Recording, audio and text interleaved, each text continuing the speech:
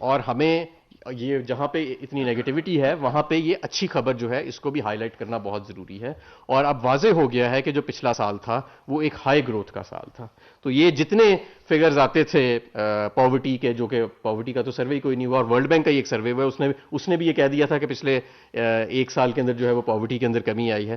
تو وہ سارے جو ہیں اب میرا خیال ہے کہ ان فگرز کے ساتھ الحمدللہ وہ ایڈریس ہوتے نظر آ رہے ہیں. جو کرنٹ چیلنجز ہیں ہمارے سامنے وہ بالکل ہیں. ہمیں معلوم ہے کہ عالمی سطح پہ جو مہنگائی کا ایک سیلاب آیا ہے اس کا اثر پاکستان میں بھی آیا ہے، اور خاص طور پہ جو سیلریڈ کلاس ہے اس پہ اس کا سب سے زیادہ اثر آیا ہے. ہمیں یہ بھی معلوم ہے کہ لوگوں کی جو آمدن میں اضافہ ہوا ہے وہ زراعت میں، تجارت یا کاروبار میں ہوا ہے، سروسز سیکٹر کے اندر ہوا ہے، مزدور کے سطح پہ بھی ہوا ہے جہاں پہ ان کی دہاڑی بڑھی ہے. لیکن جو مڈل کلاس یا سیلریڈ کلاس ہے اس کو جو ہے وہ کرنچ فیل ہوا ہے. اور آئندہ انشاءاللہ تعالی جو ہمارا بقیہ ٹرم ہے اس کے اندر ہم فوکس کریں گے کہ اس سیلریڈ کلاس کو اور ہماری مڈل کلاسز جو ہیں ان تک میکسیمم جو ہے وہ ریلیف پہنچایا جائے. میں یہاں پہ یہ بھی کہنا چاہتا ہوں کہ یہ سفر آسان نہیں تھا. اس سفر کو، ایک دیوالیہ معیشت کو پھر سسٹینبلی ایک سٹرونگ فوٹنگ کے اوپر 5.4% پہ لانے کے لیے، یہ وہ کوئی ایسے عارضی سا نہیں کہ جی کرنٹ اکاؤنٹ بڑھا کے آپ لے گئے، اس کا ہمیں بڑے مشکل فیصلے کرنے پڑے. ہمیں اپنے ایکسچینج ریٹ کو ڈی ویلیو کرنا پڑا اس کے حقیقی ریٹ کے اوپر، یعنی کہ جہاں پہ ماضی کے وزیر خزانہ فون کرتے تھے اور اربوں ڈالر قرضے لے کے جھونک دیتے تھے ایک آرٹیفیشل ایکسچینج ریٹ کو سسٹین کرنے کے لیے، وہاں ہم نے اس پالیسی سے ڈپارچر اختیار کیا جس سے ہماری ایکسپورٹس کو بے پناہ فائدہ ہوا. ہمیں اپنے انڈسٹریلسٹ کے لیے اسپیشلی مختلف قسم کی سکیمز لانی پڑیں، جس سے آپ نے دیکھا کہ پچھلے سال ہماری 10% کے قریب لارج اسکیل مینوفیکچرنگ جو ہے اس کی گروتھ رجسٹر ہوتی رہی.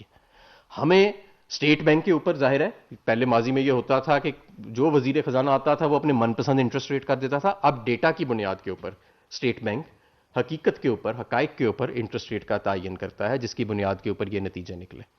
سرکولر ڈیٹ کی مینجمنٹ کے لیے آپ یہ دیکھیں کہ جہاں 450 ارب کی سالانہ انکریز آ رہی تھی، آج ہم دگنا کیپیسٹی پیمنٹ کر رہے ہیں. 400 ارب سے 800 ارب کا ہم کرایہ دے رہے ہیں سالانہ بجلی گھروں کا. اس کے باوجود 130 ارب روپے سے بھی کم سرکولر ڈیٹ کا بہاؤ جو تھا وہ ہمارے پچھلے سال کے اندر آیا. اور انشاءاللہ اس سال ایک بہتر بجٹنگ کے ساتھ، فائنانس ڈویژن کے ساتھ مل کے ہم نے بہتر بجٹنگ ایکسرسائز کی ہے. تو ہم انشاءاللہ تعالی جو سٹاک ہے سرکولر ڈیٹ کا جو ابھی تک اکٹھا ہو چکا ہے اس میں بھی ایک اچھی خاصی کمی جو ہے انشاءاللہ وہ تو اس کی توقع رکھ رہے ہیں. تو یہ چند ایک اچھی خبریں تھیں جو میں دینا چاہتا تھا لوگوں کو، ہم پہنچانا چاہتے تھے. میں سمجھتا ہوں کہ ہمیں اب یہ جو ہمارا ایک اچھا مومنٹم جا رہا ہے معیشت کا، ڈسپائٹ چیلنجز، ہمیں معلوم ہے کہ یہ جو ابھی ایک کموڈٹی سائیکل آیا ہوا ہے یہ ایک بہت بڑا چیلنج ہے، لیکن انشاءاللہ اس سال بھی 5.37 5.4 اس کے قریب یا انشاءاللہ تعالی اس سے زیادہ کی ہم توقع رکھ سکتے ہیں گروتھ کی. اور یہی وہ گروتھ ریٹس ہیں، یہی وہ سسٹینیبل گروتھ ریٹس ہیں جہاں پہ ہم سمجھتے ہیں کہ جو ڈی انڈسٹریلائزیشن کا سفر ہے وہ ہم نے ریورس کیا ہے، انڈسٹریلائزیشن کا سفر تیزی سے جا رہا ہے. ایکسپورٹس آپ کی انشاءاللہ تعالی 30 ارب ڈالر کا ہدف حاصل کریں گی. جو آپ کی ورکر ریمیٹنسز ہیں پاکستان کی تاریخ میں پہلی مرتبہ وہ اس سال 30 ارب ڈالر سے زیادہ پہ جائیں گی.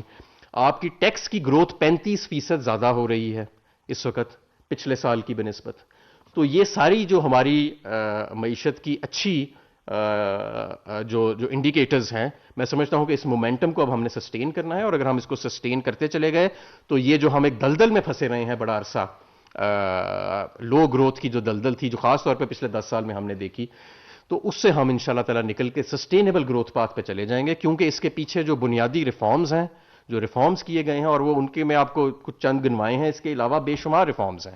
اسٹیٹ بینک کی آٹونومی کا ریفارم ہے، مارکیٹ بیسڈ ایکسچینج ریٹ کا ریفارم ہے، اس کے علاوہ کسٹمز پالیسی کو ایف بی آر سے علیحدہ کرنے کا ریفارم ہے، را مٹیریلز کے اوپر ڈیوٹیز کو کم کرنے کا ریفارم ہے، ایک ایگریسو انڈسٹریلائزیشن پالیسی جس کے اندر انڈسٹریل ریلیف پیکج شامل ہے، ٹرف فیسلٹی شامل ہے جس سے آپ کو رعایتی بنیادوں پہ مشینری کے لیے قرضے مل رہے ہیں ہمارے انڈسٹریلسٹ کو، وہ شامل ہے. گزشتہ روز ایس ایم ای پالیسی جو آئی ہے اس کا ریفارم جو ہے وہ شامل ہے، ایک فسکل ڈسپلن کا ریفارم جو ہے وہ شامل ہے. یہ سارے مشکل فیصلے کر کے آئی پی پیز کی ری نیگوشیشن شامل ہے اس کے اندر. تو یہ سارے جو مشکل فیصلے ہیں یہ کر کے انشاءاللہ تعالی ہم یہاں تک پہنچے. اور آئندہ بھی جو ہمارا جو حصہ ہے ٹرم کا، اور انشاءاللہ اس کے اگلے 5 سال بھی ہم یہ آپ کو بنیادی ریفارمز کا سلسلہ جاری کر کے دکھائیں گے اور پاکستان کو اسی سسٹینیبل گروتھ پاتھ پہ انشاءاللہ تعالی قائم و دائم رکھیں گے. جی سوال ہے. نہیں صحیح. جی جی ریاض فہیم صاحب نیو نیوز سے. سر آپ نے جو معیشت کے بڑے اچھے اشاریے بتائے ہیں کہ بڑی ہماری جو اسٹرگل ہے اس کے پیچھے پالیسی ریفارمس ہیں اور جی دیگر، لیکن اس کے بارے میں ایک کنفیوژن یہ ہے کہ آپ کہہ رہے ہیں کہ اس کے ثمرات نچلی سطح تک عوام تک ہم پہنچ رہے ہیں، جی جبکہ جو وزیر خزانہ شوکت ترین صاحب ہیں وہ ٹرکل ڈاؤن کے جو ایک ہے نظام یا جو ٹرکل ڈاؤن کے حوالے سے اس کی مخالفت کر رہے ہیں. وہ کہہ رہے ہیں کہ یہ ٹرکل ڈاؤن کی پالیسی ہم اکانومی کی نہیں اپنائیں گے. تو یہ ایک تضاد آ رہا ہے آپ کی اسٹیٹمنٹ میں اور شوکت ترین صاحب کی اسٹیٹمنٹ نمبر 1. دوسرا سر یہ بتائیں کہ مہنگائی کے حوالے سے آپ نے کہا اس وقت جو اس پورے سال میں بجلی اور گیس کی قیمتیں تو نہیں بڑھائی، بجلی کی قیمتوں میں بہت زیادہ اضافہ ہوا ہے، اس سے بھی مہنگائی بڑھی ہے. اور جو مین فیکٹر ہے جسے آپ مس کر رہے ہیں، بار بار آپ کو بتایا بھی جا رہا ہے کہ جو کارٹلائزیشن ہے اس پر کوئی واضح جو نتائج سامنے ایک سر سوال پوچھا، 3 سوال پوچھے. اچھا جی، سب سے پہلے تو یہ ٹرکل ڈاؤن جو ہے ہم یہ سمجھتے ہیں، ہمارا پاکستان تحریک انصاف کا یہ نظریہ ہے کہ ٹرکل ڈاؤن ایفیکٹ کے ساتھ ساتھ آپ کو گورنمنٹ کو ایکٹیولی سماجی ایسی پالیسیز جو ہیں وہ بھی ساتھ انرول کرنی چاہیے، اور ہم کر رہے ہیں جس سے گروتھ کے ثمرات نیچے تک پہنچیں. ایسے تو نہیں ہے، دیکھیں نا، اگر 5.4% پہ آپ کی معیشت گرو کی ہے تو ظاہر ہے کہ لاکھوں نوکریاں بھی پیدا ہوئی ہوں گی. اور ہمیں پتہ بھی ہے کہ جب لارج اسکیل مینوفیکچرنگ 10% پہ گرو کر رہی ہے تو ہزاروں کارخانے نئے لگ رہے ہیں، نئے کاروبار جنم لے رہے ہیں. اکانومی کے اندر آپ کسی بھی مارکیٹ میں چلے جائیں، کسی تاجر سے پوچھیں کہ ٹرانزیکشنز کا کیا سلسلہ جا رہا ہے، کیا بکری میں کوئی مسئلہ آ رہا ہے، بڑی ہوئی ہے، تو آپ کو پتہ لگے گا کہ بڑی ہوئی ہے. زراعت کے اندر آپ دیکھ لیں، جو 1300 سے ہم 2000 روپے پہ اگر گندم کی قیمت لے آئے ہیں، جب ہم آئے تھے 135 روپیہ ملتا تھا گنے کی، اب 300 250 300 روپیہ گنے کا مل رہا ہے. اسی طرح جو دوسرے کراپس ہیں، کاٹن کو آپ دیکھ لیں، کہاں پھٹی کا ریٹ تھا اور کہاں آج وہ 11,000 روپے پھٹی کا ریٹ جو ہے وہ چلا گیا. تو ہزاروں ارب جو ہے وہ کاروباری طبقے کو، زراعت ہمارا 70% جو آبادی ہے وہ زراعت کے ساتھ منسلک ہے، زراعت کی طرف گیا ہے اور نچلی سطح پہ بھی گیا ہے. لیکن اس کو مزید بہتر کرنے کے لیے، تاکہ ہمارے جو گروتھ کا جو ایک پیٹرن چلا رہا ہے کوئی ایسا طبقہ اس سے محروم نہ رہ جائے، ہم نے 2 پروگرامز انٹروڈیوس کرائے. احساس پروگرام 200 ارب روپیہ پاورٹی سکورنگ کے مطابق مستحق گھرانوں کو دیا گیا، نمبر 1.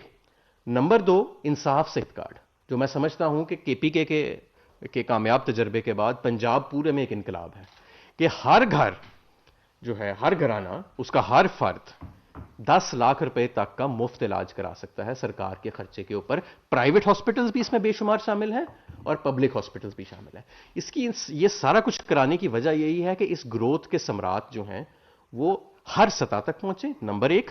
نمبر 2، اس کا مقصد یہ بھی ہے کہ یہ جو عالمی سطح کے اوپر انفلیشن آئی ہے، جس کا ہمیں پوری طرح احساس ہے اور دن رات اس کے لیے کوشش کی جا رہی ہے کہ اپنے لوگوں کو اس سے جتنا محفوظ رکھ سکے کریں، اس سے بھی لوگوں کو پروٹیکٹ کیا جائے، تو ان کو یہ ایکسٹرا اماؤنٹس جو ہیں وہ سپلیمنٹ کی جا رہی ہیں. جہاں تک بجلی کا سوال ہے، اس وقت جو مین ہمیں پرابلم آ رہا ہے، دیکھیں، وہ فیول کاسٹ ایڈجسٹمنٹ کا آ رہا ہے.